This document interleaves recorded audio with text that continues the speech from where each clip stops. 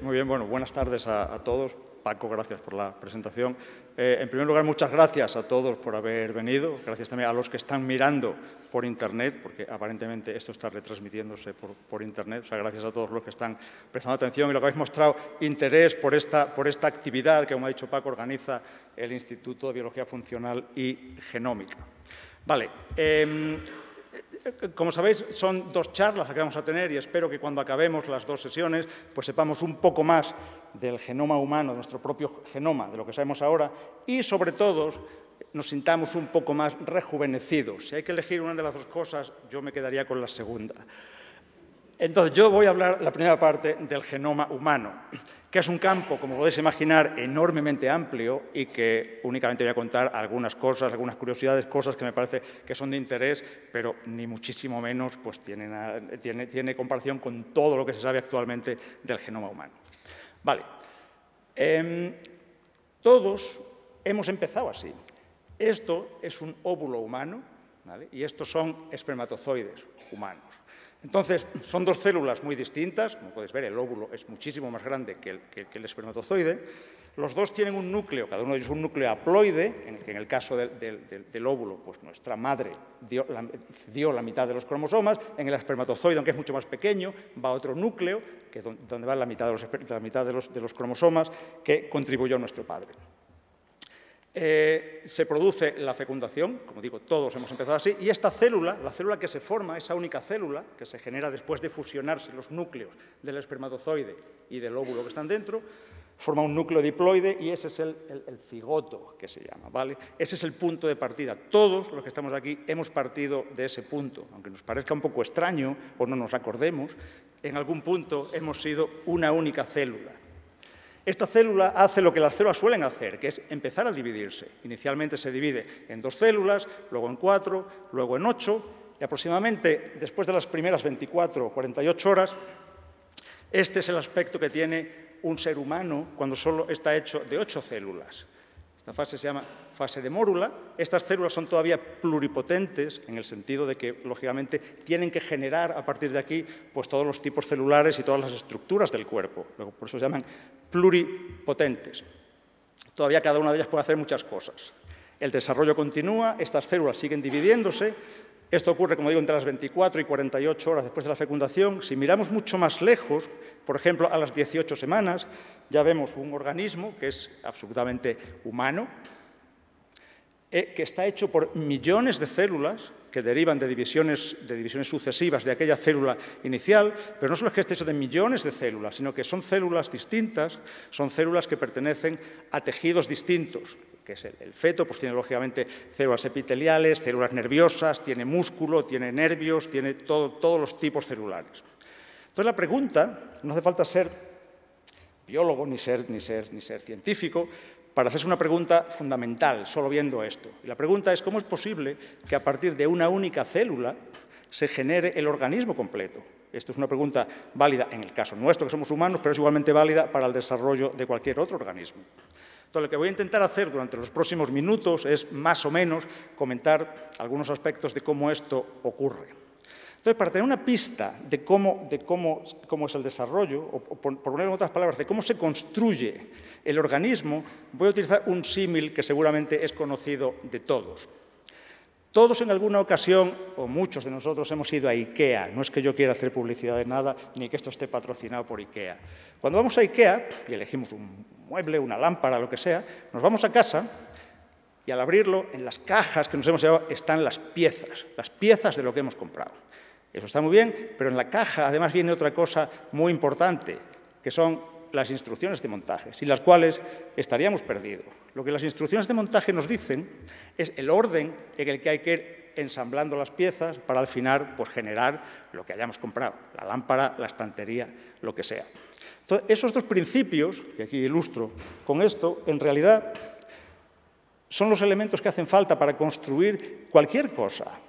Sea una estantería, sea un submarino, sea un audífono, sea unas gafas, lo que sea. Hacen falta las piezas, es decir, los elementos estructurales, y hace falta las instrucciones de cómo esas piezas se van ensamblando. Entonces, ese principio, que es universal para construir cualquier cosa, la pregunta es, ¿eso también es aplicable a los organismos? Entonces, la pregunta que hice antes de cómo se desarrolla el organismo, podemos en cierto modo reformularla y podemos decir, ¿de dónde saca el organismo esa célula inicial solitaria? ¿De dónde saca las piezas y de dónde saca las instrucciones de montaje para al final ensamblar el organismo? Entonces, eso es un poco de lo que vamos a hablar. Esa es la pregunta de partida y ese es el único punto en el que vamos a estar dándole vueltas durante toda la charla. Bien, por empezar por algún punto, podemos empezar por el descubrimiento de Watson y Crick en 1953. Desde antes de este año ya se sabía que la información genética estaba en el DNA. Es una molécula, un ácido, que estaba en el núcleo de las células. Lo que no se conocía es la estructura del DNA. Son cosas distintas. Una cosa es saber de qué está hecho algo, otra cosa es saber qué forma tiene. Eso es la estructura. Entonces, lo que estos señores, James Watson y Francis Crick, descubrieron a partir de análisis de cristalografía de rayos X, descubrieron en 1953, fue la estructura del DNA, es decir, qué forma tenía la molécula. Ellos, a partir de estos análisis, consiguieron que esta molécula, claro, para los estándares de hoy esto tiene un aspecto absolutamente primitivo. O sea, ellos simplemente construyeron esta maqueta, pues utilizando hierros y utilizando chapas de metal aquí para las bases nitrogenadas. Pero esta maqueta, este modelo que propusieron, tenía las distancias atómicas y los ángulos absolutamente correctos. O sea, el esquema que ellos presentaron era absolutamente correcto. Hasta tal punto era correcto que 9 años más tarde, en 1962, recibieron el premio Nobel por este descubrimiento, que como veremos inmediatamente es uno de los descubrimientos más importantes en la historia no solo de la biología, yo diría que en la historia de la ciencia. ¿Por qué este descubrimiento? ¿Por qué es tan importante la estructura de esta molécula? Bien, para que tengáis una idea más realista del aspecto que tiene el DNA, esto es un modelo generado por ordenador, un modelo actual, donde veis que está hecho de dos hélices, dos cadenas que están enrolladas una alrededor de la otra a lo largo de toda la molécula. Esto solo es un trocito, el DNA es una molécula larguísima, luego veremos cómo de larga es realmente enorme. Esto es para que veáis cómo es la molécula real, todo lo real que puede verse una molécula en una simulación de ordenador. Está hecha por átomos, cada bolita de estas es un átomo distinto, de elementos distintos, ¿vale? Que están coloreados de manera arbitraria. Los átomos no son de ningún color, pero bueno, siempre en las representaciones se ponen los átomos de colores. Para los que no estéis muy acostumbrados a ver moléculas, pues en este esquema se explica un poco mejor en qué consiste el DNA y por qué es importante, cuál es su propiedad fundamental. Como veis aquí, podemos utilizar el símil que se utiliza mucho de una escalera de caracol. La escalera de caracol, los dos pasamanos también hacen una hélice que va enrollándose a lo largo de toda la escalera. Entonces, el pasamanos estaría hecho de fosfato y de deoxirribosa, eso es homogéneo, ahí no hay ningún tipo de información. Esos serían los pasamanos, por así decirlo, de la escalera. La clave, la información, está en los peldaños. Los peldaños están hechos de 4 elementos distintos, 4 moléculas distintas. Os quito el nombre porque a muchos de vosotros os sonarán, muchos de vosotros no solo sonarán, sino que sabéis perfectamente cómo son, que son adenina, timina, guanina y citosina. El nombre no es importante. La clave es que esas moléculas encajan una con la otra. Es decir, la A encaja con la T, pues aquí arriba, o la T con la A, si están en la otra cadena, y la C encaja con la G.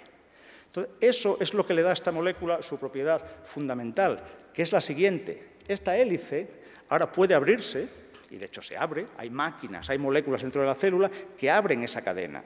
La abren como se abre una cremallera. Cuando abrís una cremallera, ves que a cada lado de la cremallera quedan los dientes de la cremallera, que encajan uno con el otro. Pues aquí ocurre exactamente igual. Los peldaños, como veis, se separan, como si fuera exactamente el símil de una cremallera, nos vale muy bien aquí. Lo que ocurre es que ahora cada una de estas cadenas, la cadena oscura, en vez de volver a juntarse con la otra, lo que ocurre es que se sintetiza, se copia una cadena complementaria, utilizando, como hemos dicho, que estas piezas encajan perfectamente una con la otra. ¿Cuál es el resultado final? El resultado final, ya lo habéis adivinado, es que se generan 2 moléculas absolutamente iguales. O sea, eso es una copia digital, no hay original y copia. Las 2 moléculas que se generan son exactamente igual que la molécula que las generó. Esa es la propiedad fundamental del DNA. Dices, bueno, es interesante, pero ¿qué tiene que ver eso todavía por qué eso es tan importante? Eso es importante por lo siguiente.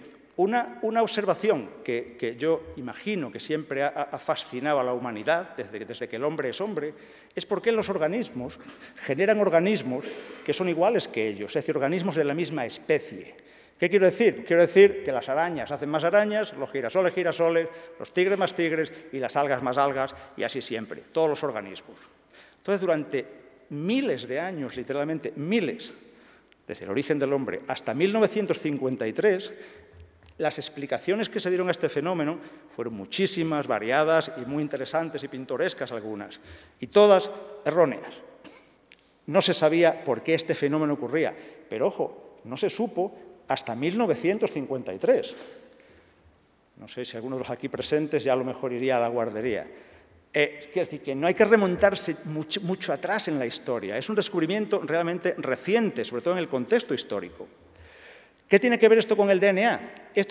El descubrimiento de que el DNA genera dos moléculas idénticas lo que hace es que podamos reformular este esquema de la manera siguiente. Y ahora sabemos que una mosca, por ejemplo, hace más moscas y siempre moscas porque el DNA se replica y siempre genera moléculas idénticas a sí misma. Es decir, cuando esta mosca hace sus espermatozoides y hace sus óvulos y hacen la generación siguiente, en esos espermatozoides y en ese óvulo va una copia absolutamente exacta de la información genética que sirve para construir a la mosca. Entonces, la mosca necesariamente hace más moscas y más moscas, pero eso se basa en la duplicación del DNA. Por eso es tan importante ese descubrimiento, porque la replicación del DNA, si os dais cuenta, en realidad es el mismo fenómeno, pero a una escala diferente de lo que ocurre en los organismos. O en otras palabras, la duplicación del DNA representa la base física de la herencia. Ahora sabemos por qué las especies se mantienen constantes a lo largo del tiempo, simplemente porque el DNA siempre genera copias idénticas a sí mismo. Aquí debo hacer un paréntesis para los más entendidos. Este argumento que estoy contando es absolutamente antievolutivo. Si fuera así, no habría evolución. Los organismos siempre generan organismos iguales. Sin embargo, sabemos que no es así. Hay unas ciertas variaciones en la copia del DNA en la que no podemos entrar ahora, pero básicamente el mecanismo de estabilidad de las especies se debe absolutamente a esto. Sin embargo, esto no nos contesta todavía la pregunta que nos planteamos al principio, ¿de dónde salen las piezas y de dónde salen las instrucciones? O sea, esto lo que explica es por qué las especies generan organismos de la misma especie, pero la pregunta original, ¿de dónde sacamos las piezas y las instrucciones? Esto no lo contesta por sí mismo. Eso es un gran interrogante y eso yo diría que es la pregunta fundamental de la biología molecular. Todos los que trabajamos en este oficio, en la biología molecular, de alguna manera o de otra, estamos estudiando esta cuestión. ¿Cómo el genoma especifica el organismo? Eso es lo que estudiamos todos los biólogos moleculares, en un aspecto o en otro, en variaciones sobre eso, pero en esencia esa es la pregunta fundamental y todavía no resuelta del todo de la biología molecular. Vamos a ver cómo funciona esto, cómo se hacen las piezas y dónde están las instrucciones, ahora que ya sabemos qué es el DNA.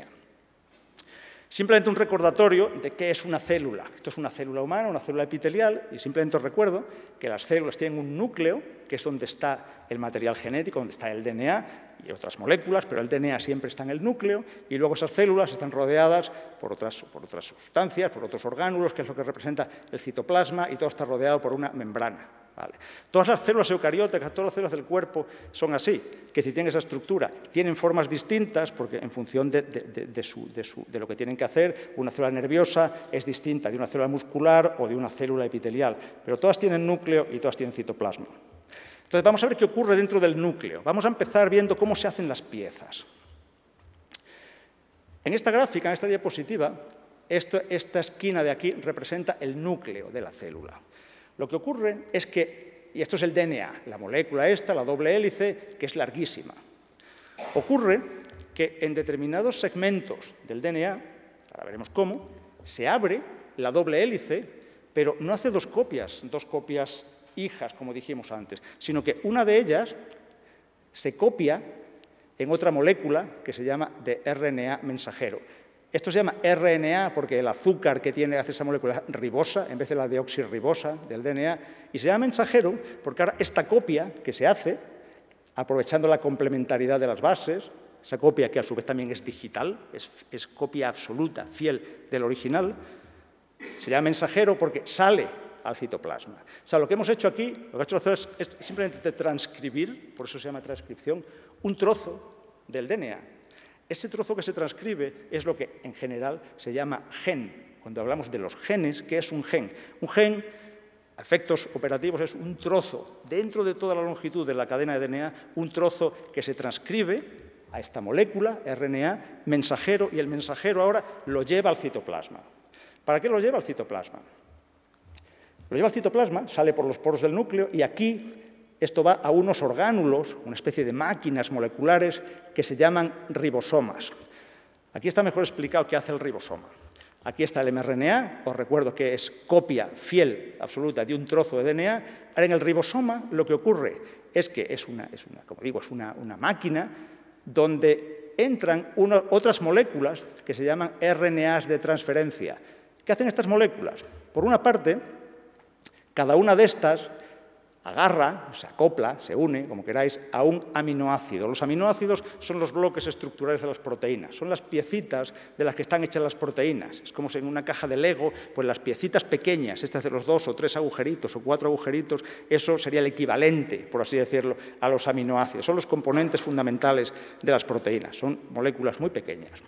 Esta molécula coge un aminoácido por una esquina y luego por la otra parte tiene 3 bases, 3 nucleótidos, ribonucleótidos en este caso, que son complementarios a los que están en el mRNA. ¿Veis? En este caso, el mRNA tiene aquí A, G, C, y aquí son las bases complementarias. En el RNA, en vez de la timina, es uracilo, pero es uracilo, citosina, guanina. Estas tres bases encajan entre ellas como los dientes de una cremallera.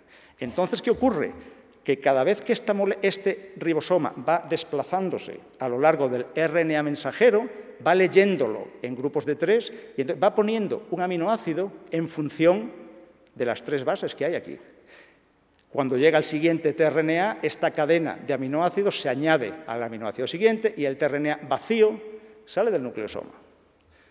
Este paso se llama traducción porque lo que hace, si os dais cuenta, es traducir el mensaje del mRNA, que a su vez era copia fiel de un trozo de DNA, lo traduce al lenguaje de las proteínas.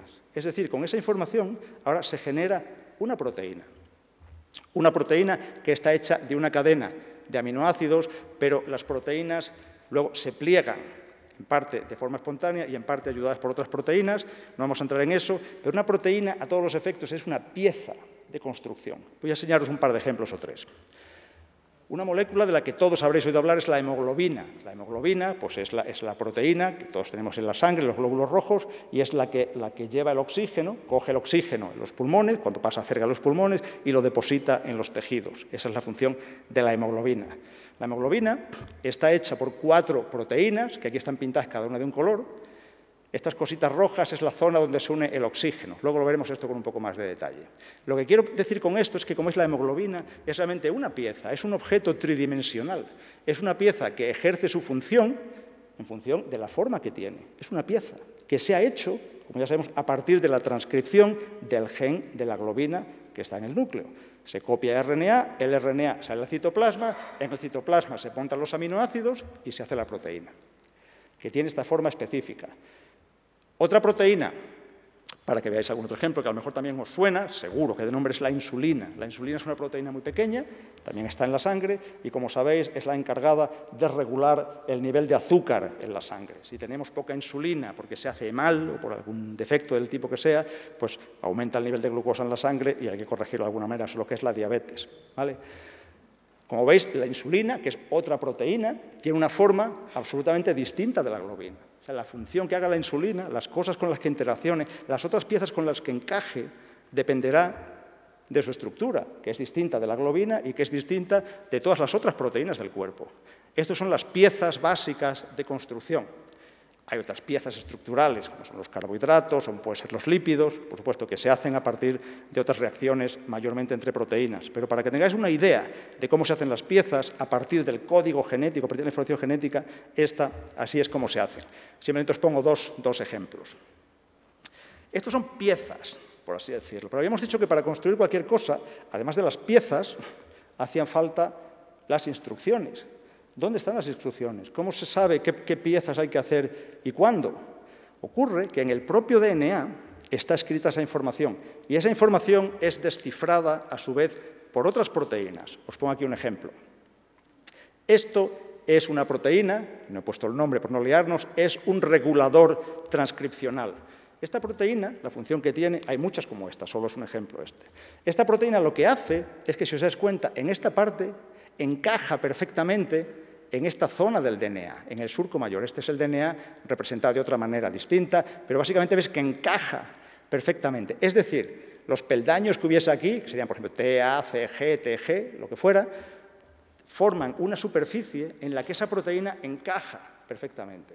¿Y qué ocurre cuando esa proteína se une al DNA? Ocurre que a su vez atrae a otras proteínas y esta proteína o bien favorece o bien impide que el fragmento de DNA que empieza aquí empiece a transcribirse. En el caso positivo, esta proteína se une y ahora desde aquí la cadena empieza a abrirse y empieza a copiarse esa instrucción. Es decir, las instrucciones se copian, los genes se expresan, por hablar técnicamente, o dejan de expresarse en función de proteínas específicas que se unen en el extremo de esos genes, ¿vale? Así es como está especificado el programa de desarrollo. Entonces, tanto la construcción de las piezas como el programa de ensamblaje, las instrucciones de ensamblaje, están especificadas en la secuencia del DNA, cual es muy interesante, porque si os visteis, solo está hecha de 4 elementos distintos, las 4 bases del DNA. Ahí es donde está incluida toda la información para construir los organismos.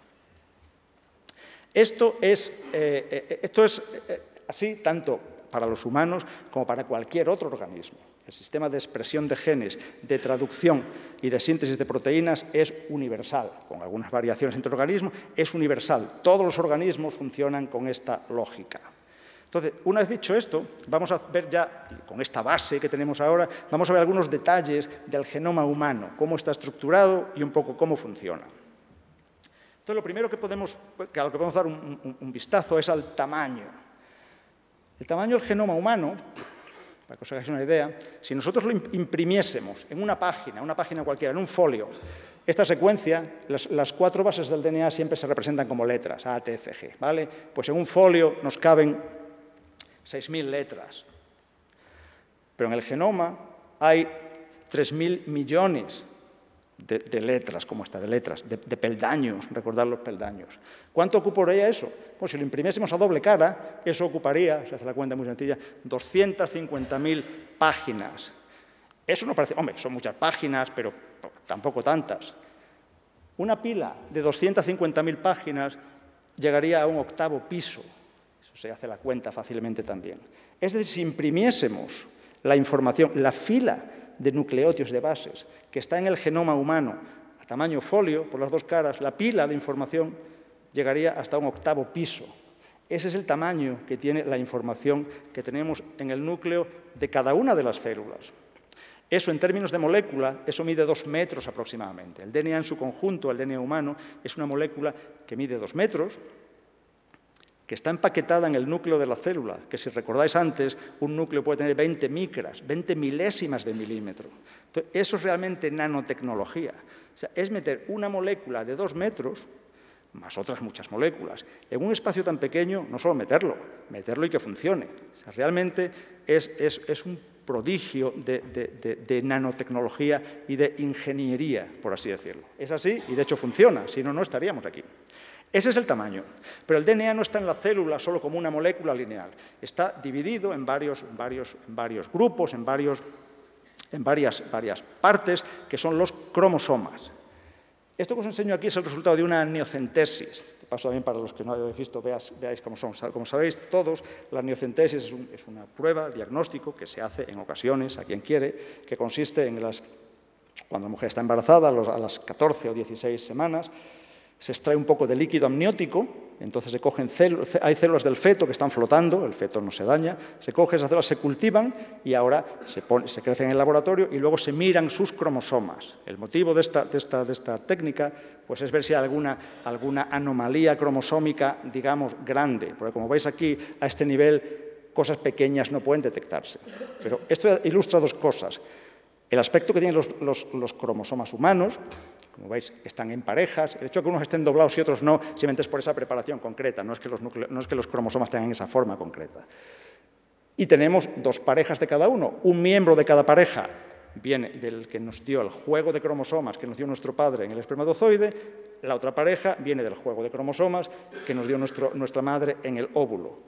Los dos cromosomas sexuales que están aquí son X e Y. Nuestra madre, las mujeres, las hembras, siempre contribuyen un cromosoma X en el óvulo. Sin embargo, los espermatozoides, no sé si lo dije antes, la mitad de los espermatozoides llevan un cromosoma Y, la mitad de los espermatozoides llevan un cromosoma X. Entonces, con una probabilidad del 50%, pues el bebé es niño o es niña. Eso es un sistema muy simple, muy ingenioso y absolutamente eficaz, lógicamente, para mantener el balance entre los dos sexos, para que haya lo mismo de los dos.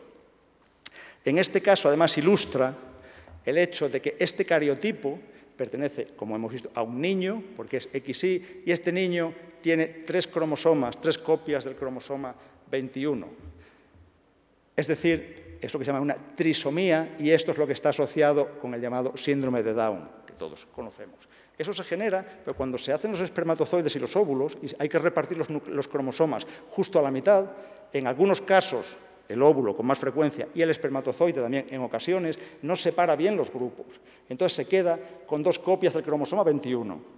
Esas 2 copias, al juntarla con la copia que da el otro gameto, pues hace que haya 3 cromosomas. Esos 3 cromosomas son absolutamente normales, pero el hecho de que haya uno más significa que los genes que están en estos cromosomas estén sobrerepresentados en un 50%, y eso es lo que está asociado pues, con toda la sintomatología de lo que es el síndrome de Down, ¿vale? Esto lo pongo únicamente para que veáis otras cosas. ¿Cómo son los cromosomas humanos y para qué sirve esta técnica?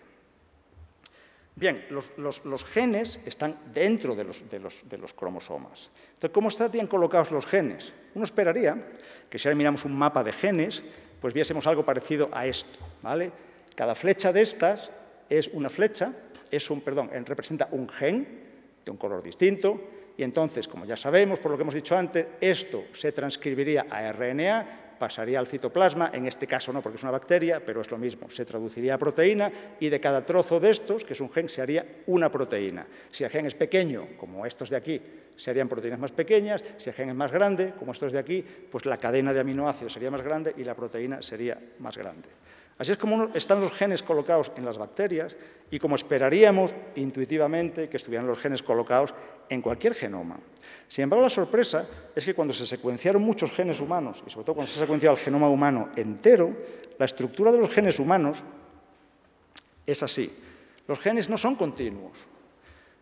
Esto es un gen, por ejemplo, BRCA1, el nombre es lo de menos, y ahora aquí el gen, que son los trocitos negros únicamente, están dispersos a lo largo de una longitud grande, y este gen no es particularmente grande. O sea, los genes humanos y de otros mamíferos están organizados en trocitos que están separados a distancias enormes unos de otros, con lo cual, para hacer las proteínas, lo que la célula tiene que hacer es un trabajo enorme, que es hacer un RNA, transcribir todo esto entero, y ahora ese RNA hay que procesarlo, que se llama, hay que quitarle las partes que no codifican para nada, todas las partes que no son negras, los otros cachitos negros, que se llaman exones, hay que ponerlos todos juntos, y ahora eso ya hace el RNA mensajero, que está listo para salir al citoplasma y hacer la proteína.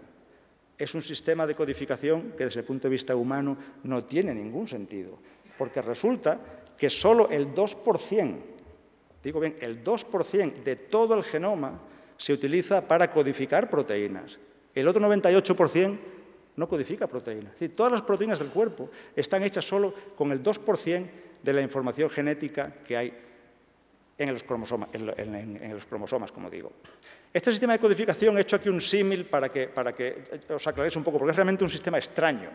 Si nosotros tenemos un texto, qué mejor texto que el de 100 años de soledad, pues lo leemos y lo leemos de manera continua. Y esto es un libro que ocupa 300 páginas, ¿vale? Si este libro estuviera escrito a la manera del genoma, como está escrito en nuestro genoma, resulta que toda esta información solo ocuparía el 2% del libro, con lo cual el libro ya de entrada, en vez de 300 páginas, tendría 50 veces más, tendría 15.000 páginas el libro, cual, a lo mejor para leerlo por la noche, no era muy apropiado. Un libro de 15.000 páginas. Pero ese no sería el único problema. El problema es que el texto tendría este aspecto. Es decir, solo el 2% del texto realmente tendría información codificante. Para no tener que buscar aquí las palabras, ya os digo yo dónde están. Las he puesto en rojo. O sea, el texto de 100 años de soledad, escrito a la manera del genoma, tendría este aspecto. Claro, no os sorprenderá que el libro necesitase 15.000 páginas para acomodar el texto entero. Eso es lo que ocurre en el genoma. El genoma humano realmente es inmenso, pero desde el punto de vista de la codificación, con el 2%, no dije 2% faltaría, el 2% es lo que es suficiente para hacer todas las proteínas del cuerpo. Resumo entonces esta parte. Este era el tamaño del genoma. Todo lo que codifica para las proteínas cabría en ese trocito, un 2%. Elementos reguladores, promotores y otros elementos que están descritos, que son conocidos, ocuparían a lo mejor otro 2% aproximadamente. RNAs que no codifican, pero tienen función estructural, como los ribosomales, RNAs de transferencia, algunos antisentidos, ocuparía a lo mejor otro 4 o 5%. Quiere decir que en total aproximadamente el 90% del genoma humano tiene una función que a fecha de hoy es desconocida. Ni siquiera se sabe si tiene una función. El 90%, no es que sea un trocito que queda sin saber qué significa. El 90% del genoma humano, a fecha de hoy, no se sabe cuál es la función que tiene. Es verdad que se está estudiando mucho y es verdad que se ha descubierto recientemente, sobre todo a raíz del proyecto ENCODE, que muchos de vosotros conoceréis, pues que gran parte de este 90% se transcribe. O sea, hay RNA, pero ese RNA no codifica para nada. Es un RNA que a lo mejor tiene una función por sí mismo. Ese es un campo de estudio muy intenso. Pero simplemente quedaros con el dato de que la gran mayoría del genoma humano no se sabe para qué es o qué regula o si tiene siquiera alguna función. Voy a contaros sobre una curiosidad de toda esta parte del genoma humano que no codifica para nada. Y de paso ilustra los beneficios de la investigación básica, que es la que en principio no tiene ninguna aplicación. En el año 84, 85 del siglo pasado, un señor, Alex Jeffries, trabajando en Inglaterra, en esa parte del genoma que no codifica para nada, se dio cuenta de que había algunas zonas donde había estas repeticiones, GT, o CA, o sea, dinucleótidos que se repiten muchas veces. Eso no deja de ser una curiosidad que, bueno, pues, ¿qué más da? ¿Para qué sirve si eso no codifica ninguna proteína?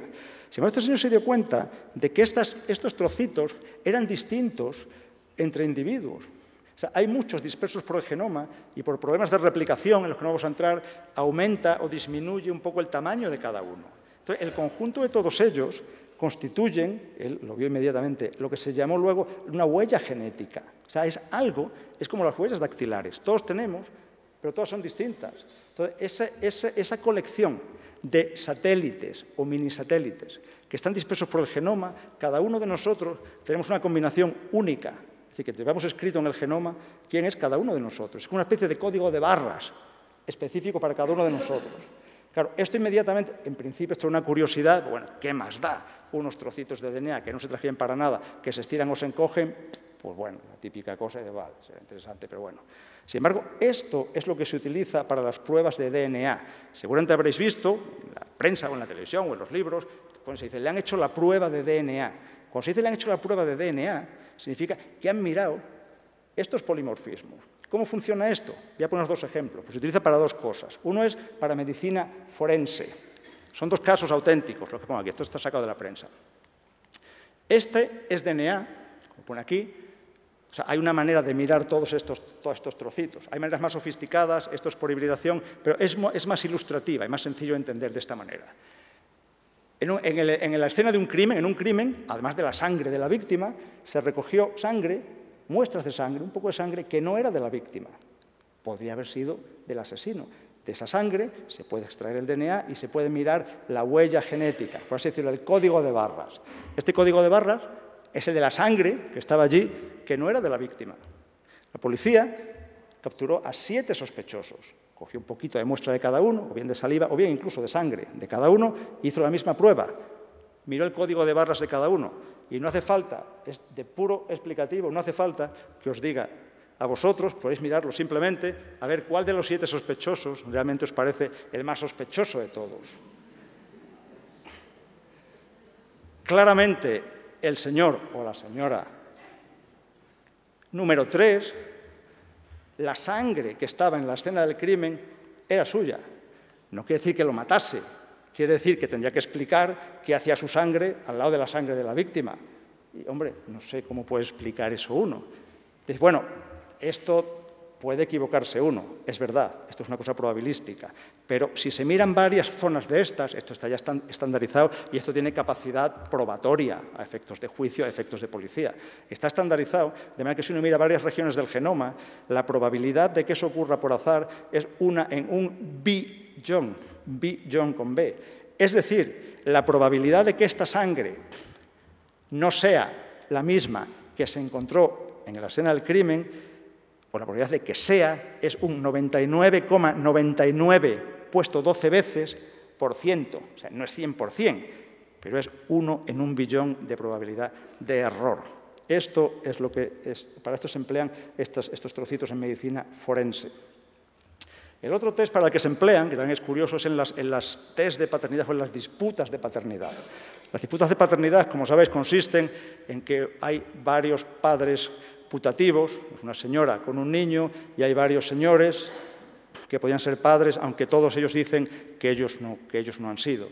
Se llaman test de paternidad, no de maternidad, pero la situación inversa es menos probable.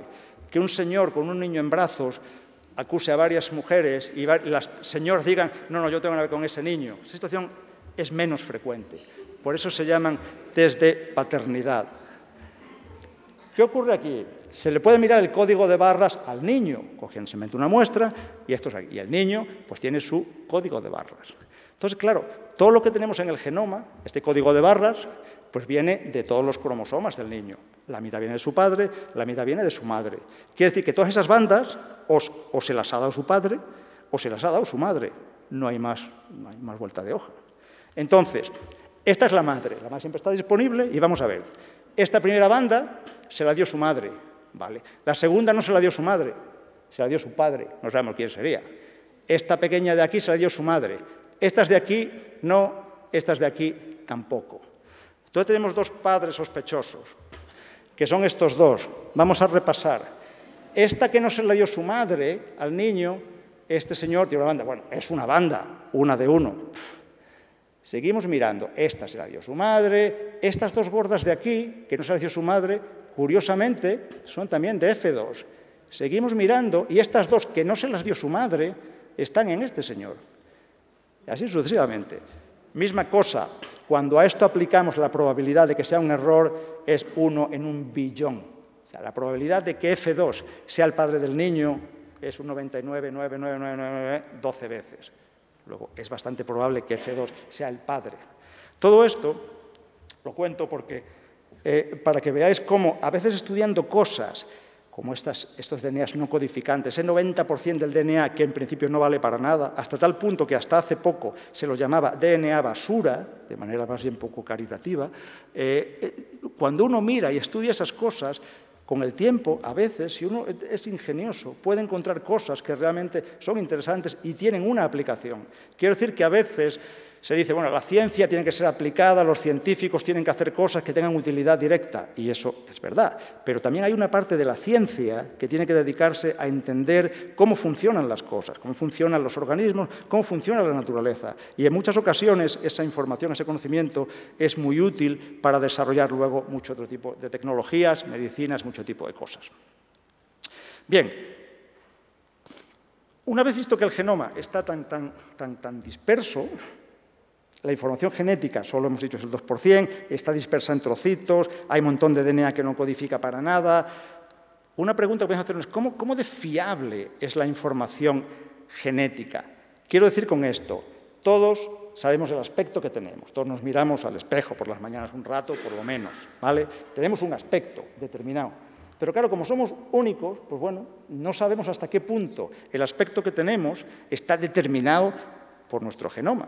Entonces, un experimento que podríamos hacer es coger el mismo genoma, igualito, ponerlo en 2 individuos, en 2 óvulos, por así decirlo, y ahora ver cómo de distintos o cómo de iguales son los organismos que se generan.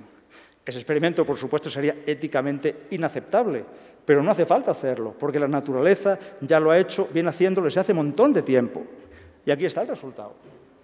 Lo que le ha ocurrido a estas niñas, como a cualquier par de gemelos idénticos en el mundo, es que después de la primera división celular del cigoto, cuando hay dos células, de alguna manera, por motivos que se desconocen, esas células interpretan que son la primera célula y ahora generan un organismo completo, cada una de ellas, dos organismos completos, independientes y absolutamente normales, pero que vienen de la misma célula y por la propiedad de copia del DNA, esos dos individuos tienen un genoma idéntico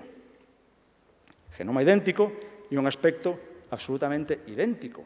Quiere decir que el genoma humano no solo codifica, no solo especifica la formación de un organismo humano, especifica la formación de un organismo humano concreto. Yo soy así, tú eres así por el genoma que tienes. Si eres alto, si eres bajo, tienes la nariz larga, tienes orejas de soplillo, pues eso de alguna manera está especificado en el genoma. No sabemos cómo, pero en gran parte eso está especificado en el genoma. Esto es lo que ocurre en situaciones normales. Vamos a ver muy brevemente, ya que estoy terminando, qué ocurre en situaciones anormales, qué ocurre cuando se estropea alguna de las piezas. Porque el concepto que quiero daros ahora de enfermedad es que en realidad en muchos casos la enfermedad es porque hay una pieza defectuosa o un error en las instrucciones de montaje, que os recuerdo que son los dos elementos necesarios para construir el organismo. Entonces la hemoglobina, lo vimos antes, una proteína globular, y aquí lo que se representa es que cuando pasa cerca de los pulmones coge una molécula de oxígeno, que son dos átomos, y cuando llega a los tejidos la suelta. Cuando la tensión de oxígeno es mucho más baja, el oxígeno se libera y así es como lo transporta. La hemoglobina es una proteína, ya hemos visto antes, y aquí está parte de los 7 primeros aminoácidos de la proteína, bueno, los 4 aminoácidos del principio de la proteína, cada uno de los cuales está codificado por su triplete, ¿vale? Estos son los glóbulos rojos normales, hay millones y millones y millones de glóbulos rojos en la sangre que están llenos de hemoglobina y son los que la llevan por las venas.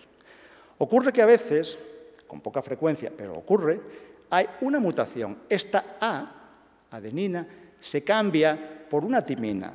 Bueno, es una letra de los 3.000 millones de letras que hay en el genoma. Bueno, ¿qué más da? En la mayor parte de los casos da igual, pero un caso como este no da igual, porque ahora, como ya sabemos, cuando esto se traduce, lo que ocurre es que GTG codifica valina. Entonces, el aminoácido que se pone es valina, mientras que en la normal, GAG, lo que codifica es un aminoácido que se llama glutámico. ¿Eso qué importancia tiene? Eso en este caso tiene mucha importancia, porque la valina es un aminoácido hidrofóbico. Al ser hidrofóbico, hace que las moléculas de hemoglobina, que has visto que son redonditas, ahora se peguen unas con otras, simplemente por ese cambio en la hidrofobicidad de la proteína. Se pegan unas con otras y tienden a formar filamentos. Al formar esos filamentos, lo que hacen es que deforman la membrana elástica de los eritrocitos, de los glóbulos rojos, y a los glóbulos rojos de las personas que tienen esta enfermedad, se llama anemia falciforme, porque algunos glóbulos rojos tienen forma de hoz. Es una enfermedad grave porque estos glóbulos rojos se destruyen mucho antes que los normales, con lo cual el organismo no es capaz de generar suficientes glóbulos rojos, pues se destruyen más deprisa de lo que deberían, y además tienden a agruparse entre ellos y tienden a taponar los capilares, cuando son muy estrechos, tienden a formar coágulos en los capilares, lo cual hace que la oxigenación sea mucho peor. Eso ocurre porque ha cambiado un nucleótido en este gen y lo que ha hecho es cambiar la estructura de la proteína. Desde el punto de vista que os estoy contando, es porque es una pieza defectuosa. La pieza, que es la hemoglobina, es defectuosa y, por lo tanto, genera esta enfermedad. ¿Qué ocurre cuando hay un defecto en las instrucciones de montaje? Esta mano es aparentemente normal hasta que contáis el número de dedos. Entonces, cuando contáis el número de dedos, ya veis que hay algo raro en esta mano. Esta mano, cuando se hace durante el desarrollo, cuando el feto está en una fase muy temprana y se especifican los territorios que van a ocupar los dedos, por algún motivo, está estudiada la genética de esto, pero no vamos a entrar. Pero se especifica mal. En vez de 5, se especifican 6.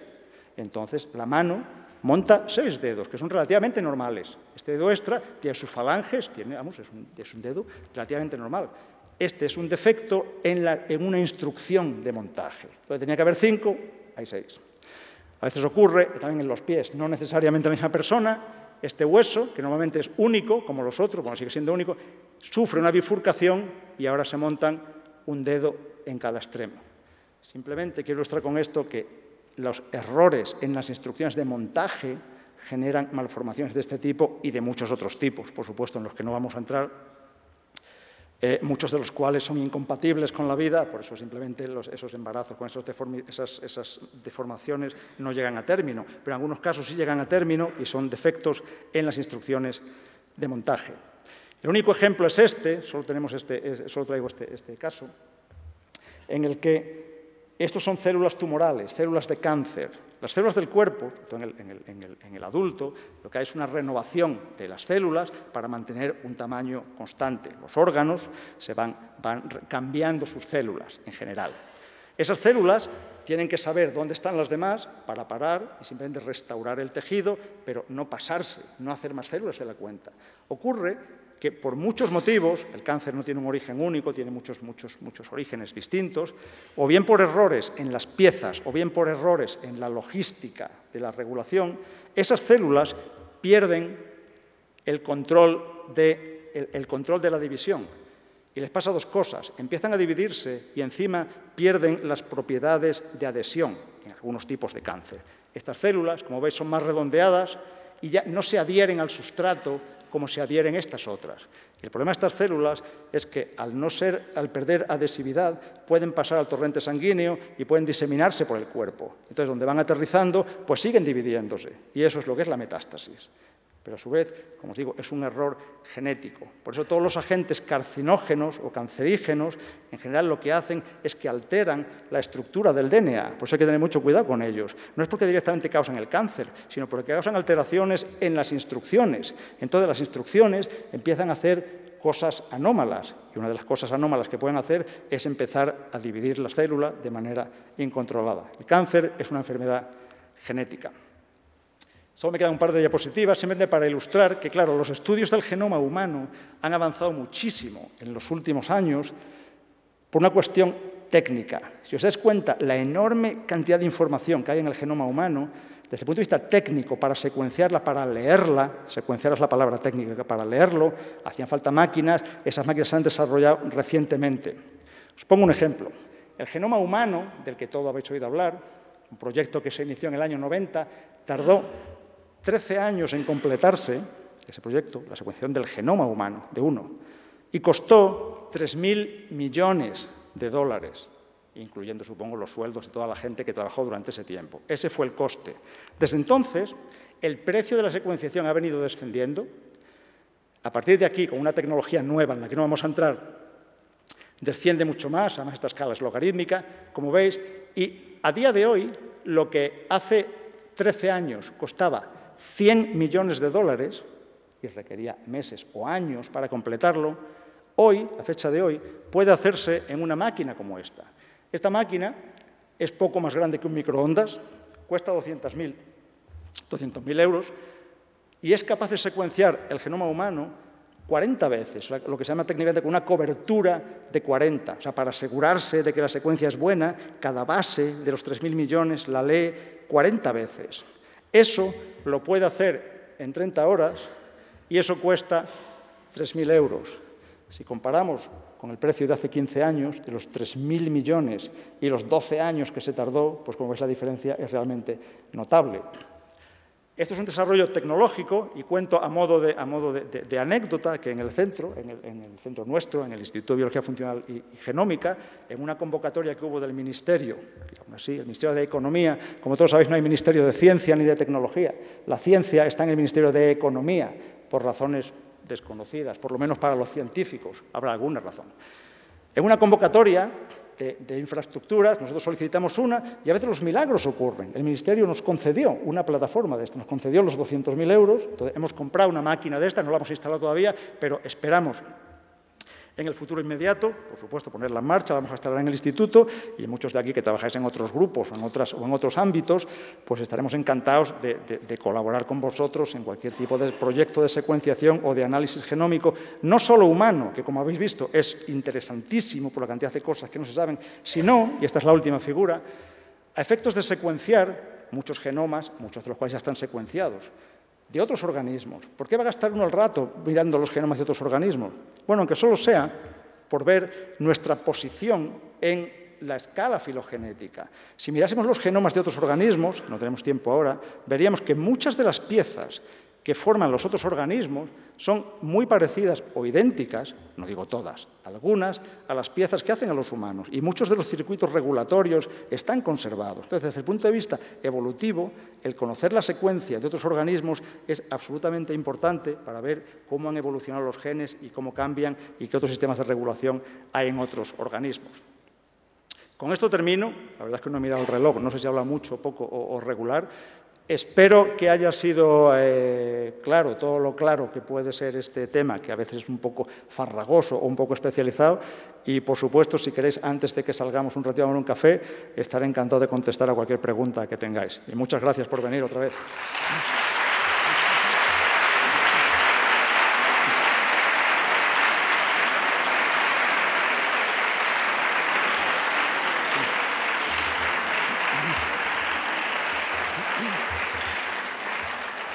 Y si pudiéramos tener un poco más de luz, por favor. A ver si hay alguien ahí.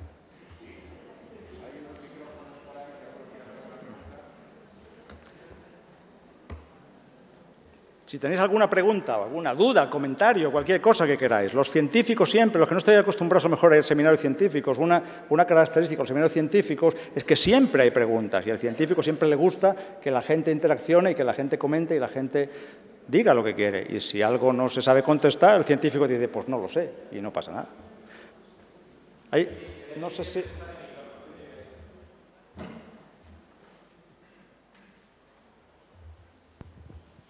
Quería preguntar si la enfermedad esta que ahora en la actualidad, lo de los celíacos, si es de origen genético o no es de origen genético. No lo sé, como he dicho, pero estoy seguro que alguien en la audiencia lo sabe. Pilar lo sabe.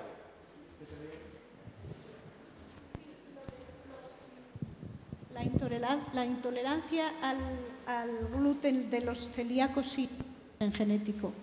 Hay determinados alelos dentro del que se llama el complejo mayor de histocompatibilidad del sistema inmune que tienen modificaciones en las bases que hacen que se desarrollen linfocitos que atacan al organismo cuando consumes el gluten porque son intolerantes.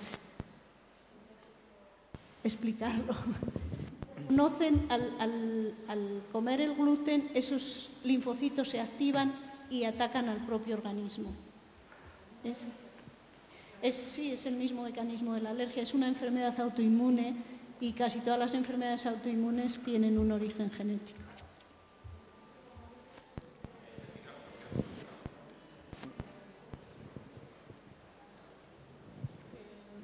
Por ejemplo, en mi familia, mi tío le dijeron que era celíaco y luego pasó un tiempo, volvió a comer otra vez productos con gluten y ya no le pasaba nada, o sea...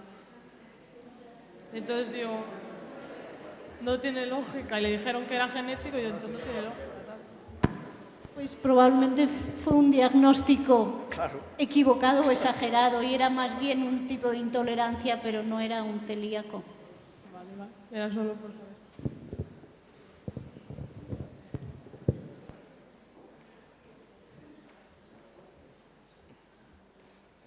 ¿Algún comentario más? Sí.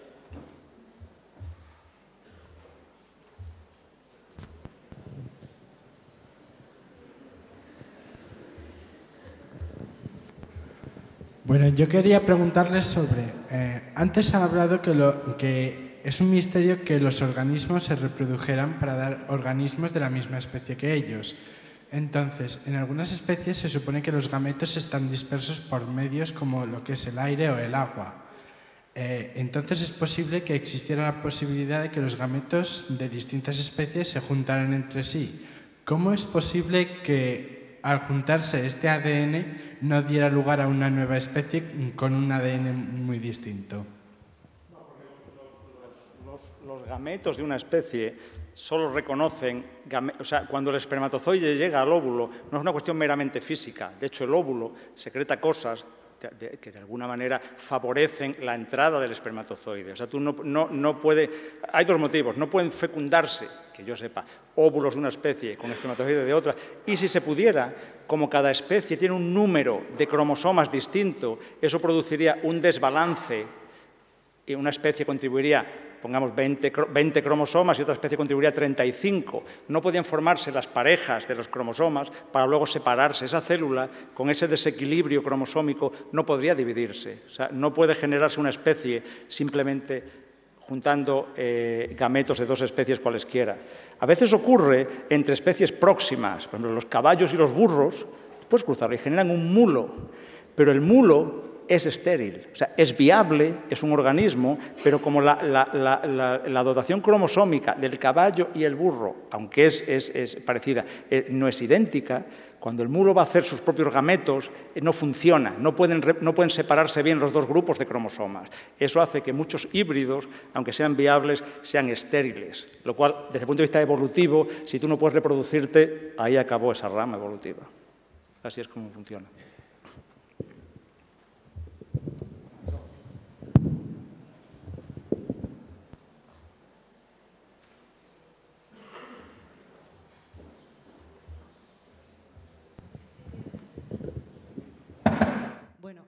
En primer lugar, me gustaría darte la enhorabuena porque me ha parecido muy clara la charla y Gracias. Creo que lo hemos entendido todos muy bien. Gracias. Pero yo tengo una pregunta, a ver si nos la puedes aclarar. Y es que has hablado de que algunas enfermedades tienen un origen genético. A veces, yo en la prensa o hablando con otras personas, dices, tiene un origen genético y otras veces dices, tiene un origen hereditario. Sí. El concepto genético y hereditario, en algunas ocasiones, yo creo que no lo tenemos claro, la diferencia. Entonces, cuando hablas de una enfermedad, dices, ¿tiene origen genético o es hereditario? ¿Me la han transmitido mis padres? ¿Cuál es la diferencia en decir que algo es hereda y algo es de origen genético? Es hereditario si tú puedes transmitirlo a la progenie. O sea, si es algo que tú tienes en todas las células del cuerpo, incluidas las que van a hacer los gametos. Si tú has sufrido una mutación en algún órgano, en algún sitio, y ahora eso no afecta a la línea germinal, eso, aunque es de origen genético, pero no es hereditario. O sea, lo único que transmitimos a la progenie, a la generación siguiente, es lo que ocurre en la línea germinal. O sea, todos los organismos, los animales, las plantas, tenemos dos tipos de células. La línea germinal, que es la que hace los espermatozoides y los óvulos, que se guarda en los gametos, en los testículos, en el ovario, y el resto de todas las células, que son las células somáticas. Lo único que se transmite a la generación siguiente es lo que ocurre en la línea germinal.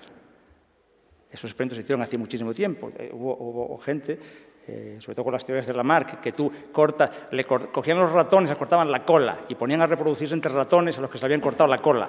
La progenie siempre generaba ratones con cola. Y vuelta a cortarse, ha sido entre generaciones y generaciones y generaciones, siempre de ratones sin cola, nacían ratones con cola. Y es porque la línea germinal de un ratón, aunque tú le cortes la cola, no se afecta en absoluto. Luego, el origen genético hace referencia a que es un defecto que ha ocurrido en el genoma. Hereditario es cuando lo tienes en la línea germinal y se lo pasas a la descendencia. Esa es la diferencia.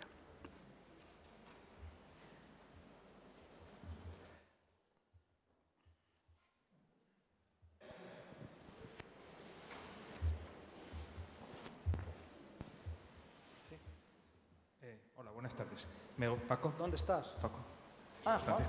Mira, me gustaría que comentaras algo para la audiencia, aunque ya lo has indicado con el cáncer, sobre en qué medida el ambiente influye en los genes, para entendernos epigenética y en qué medida, bueno, algunos comentarios breves para aclararlo para la audiencia. ¿Crees procedente? Sí, yo creo que sí, en corto no podría decir mucho de eso. el ambiente en general, pues no sé, la alimentación, la dieta, la exposición, la exposición al sol, porque es malo ponerse al sol. Es malo ponerse al sol sin protección o incluso con protección, porque la radiación afecta al DNA, genera dímeros de timina y genera, o sea, la radiación del sol es mutagénica. Entonces, por eso, por ejemplo, un modo de vida es malo ponerse al sol. Supongo que comer determinadas cosas, comer determinadas sustancias que de alguna manera afectan al metabolismo de la célula y eso puede afectar al DNA es malo, pero no sabría decirte así de repente cómo el medio ambiente o cómo el tipo de vida de uno afecta en concreto a alguna función. Pero digo, como antes, a lo mejor alguien en la audiencia sí sabe contestar a esta pregunta con más detalle que yo. No. Sergio va a hablar de esto. Sergio sabe mucho más de esto. Paco sabe mucho más que yo de epigenética, pero yo en la charla que voy a dar a continuación voy a hablar de cómo, por ejemplo, la nutrición, como la ingesta calórica, puede tener un impacto muy, por ejemplo, en el envejecimiento. O sea, los individuos que sean, o por ejemplo el tabaco. O sea, se han hecho estudios, por ejemplo, con hermanos gemelos. Es que hermanos gemelos idénticos, donde uno es fumador y claramente, por ejemplo, el impacto sobre el envejecimiento es dramático. Porque en mi charla, el daño que genera estos agentes afecta al DNA y a las proteínas en el caso de los individuos que son fumadores. Pero bueno, eso luego veremos. Claro, pero eso es porque directamente ingieres sustancias carcinogénicas, como es el humo, el tabaco, o como es la radiación del sol. En ese caso es que te estás afectando directamente el genoma de los pulmones. Claro, pero eso es lo que él te comentaba. Él te comentaba cómo el medio ambiente, en este caso la contaminación por el tabaco, afecta al genoma, ¿no?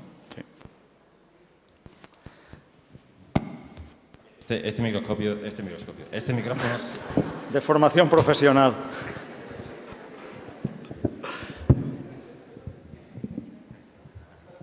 Sí, quería preguntarte, hemos oído recientemente la aplicación de terapias genéticas sobre enfermedades genéticas y parece ser su fracaso. La terapia genética, la modificación de los genes para curar enfermedades genéticas, que por lo visto no ha sido tan exitosa como en principio parecía. ¿Puedes decirnos algo del estado de esa situación, o sea, de esas técnicas actuales? No puedo decirte mucho porque no sé mucho de la terapia génica. El problema que yo recuerde, y otra vez pido la ayuda de la audiencia, el problema de la terapia génica es cómo llevar, si es algo que tú tienes, un defecto que es hereditario, como decíamos, y lo tienes en todas las células del cuerpo, realmente es muy difícil arreglar eso. Una cosa es dar algún fármaco o alguna medicina que de alguna manera contrarreste los síntomas, pero si tú tienes el defecto, el error en el genoma de todas las células, realmente es muy difícil. Incluso si aparece solo en algunas zonas, es muy difícil el enviar, digamos, la terapia a algo que destruya. En el caso del cáncer, por ejemplo, lo ideal sería tener algo que tú lo inyectaras o lo dieras al paciente y directamente fuera solo a las células cancerígenas, distinguiera las cancerígenas de las otras y esas las liquidase. Eso realmente es muy difícil, el targeting que se llama, el conseguir algo que sea absolutamente específico. Luego hay terapias que no son tan específicas, pues la radiación o la quimioterapia es un poco específica, pero como bien sabes tiene mucho efecto secundario. Supongo que a eso te refieres con el hecho de que las terapias, incluidas las genéticas, no son absolutamente específicas o todo lo específicas que se quisieran. Pero no sé mucho de ese tema tampoco, porque no es un tema en el que yo trabaje. Si alguien sabe mucho de eso, pues puede contestar. Tú sabes mucho de eso. ¡Ah!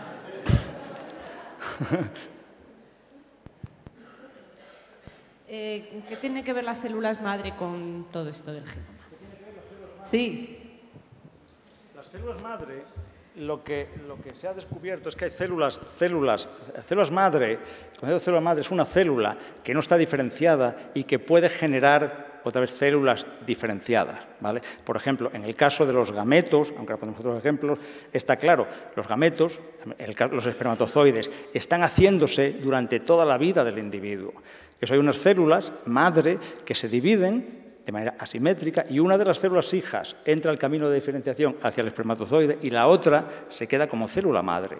Igual en la línea eritropoyética, las células de sangre se están haciendo continuamente. Hay células madre que generan células que entran en esa vía de diferenciación y, sin embargo, siempre se mantienen como célula madre para ir reponiéndolas. Lo que se ha descubierto hace poco, un descubrimiento muy importante, de hecho le dieron el premio Nobel, me parece que fue hace 2 años, en 2012, a Shinya Yamanaka y a otro señor, John Gurdon, fue por encontrar una manera de desdiferenciar células somáticas. Quiero decir, un problema de las células madre es de dónde obtenerlas.